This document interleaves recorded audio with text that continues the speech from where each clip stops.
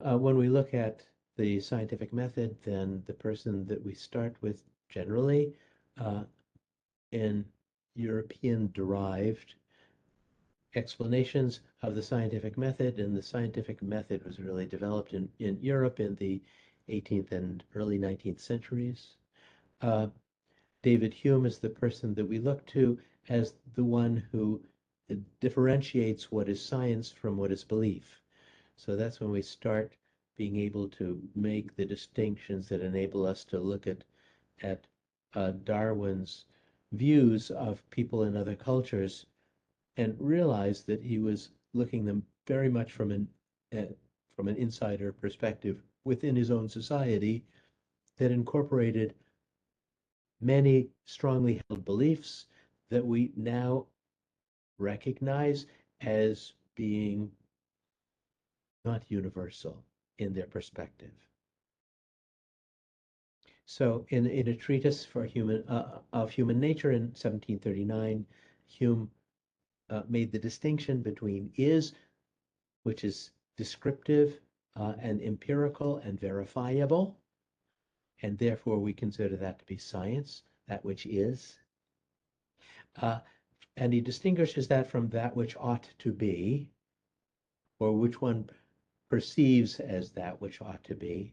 And what we consider ought to be is a belief. It can't be verified. It's normative in the sense that we make the distinction between positive, which is descriptive science, and normative, which is a belief system. It's prescriptive. It tells how people ought to act, ought to operate, ought to create their institutions. It's metaphysical. In other words, it's not anchored in the physical realm. It's in people's heads, if you like. It's non-verifiable, and that becomes quite important when we talk about the next person, Karl Popper, who in the Logic of Scientific Discovery in 1935 talked about falsification. Something doesn't have to be false, certainly, to be scientific, but it must be possible to prove whether it is true or false. You can't actually prove with 100.000% accuracy whether it is true. You can only prove that it's false. If you can not prove it to be false after trying and trying and trying and trying, there's actually a statistical norm by which we say it is true to the best of our understanding on the basis of the methods of measurement that we currently are able to exert. It's true to the extent of 95%. That's 2 sigma in a statistical norm.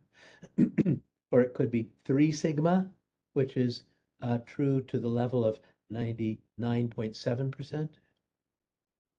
For most practical purposes, this is valid, but for physics, they require uh, proof of validity to 5 sigma. 5 sigma is 99.999994%.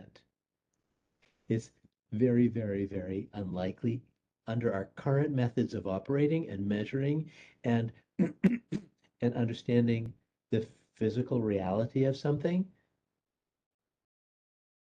It's only a tiny, tiny, tiny likelihood of it being false because in the scientific system, it means that we cannot prove 100% truth. Cannot be done because there's always some limitation in our understanding. There's the possibility that something is wrong. There's the possibility that our measurement systems are simply incapable of of measuring the inaccurate results. So there is no 100% truth. There's lots of 100% non-truth on the basis of accurate measurements that are made. Philosophy of Science, Thomas Kuhn uh, in the 60s and 70s was looking at a concept called paradigm shift. Paradigm shift uh, is is a recognition that science moves in lurches, that that you have one way of looking at how things operate, and then that rather suddenly changes. In evolution, they call it punctuated evolution. It's a similar kind of concept that science changes in large amounts at long intervals. So we had the Newtonian cycle in physics that then changed to the Einsteinian model in the early 20th century on the basis of Einstein's theories, as well as a lot of validation of those theories. And and then the acceptance of those theories by the large majority of physicists. And those kinds of cycles operate in every scientific field, not only in physics, but also uh, in economics, in anthropology, and in other social sciences as well as hard sciences. So in conclusion, we look at science as being positive.